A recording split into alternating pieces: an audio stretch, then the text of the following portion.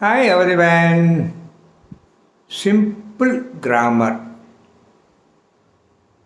What's the rule to add the letter S to a verb?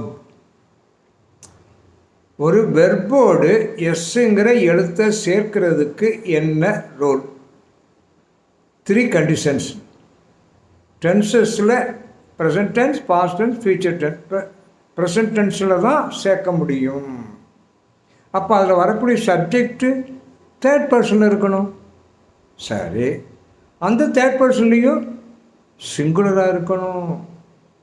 புரிஞ்சுதுங்களா? Present tense, third person, singular. அப்படி இருந்தால் தான் சேர்க்கலாம். He eats, she eats, it eats. Please understand. That's all.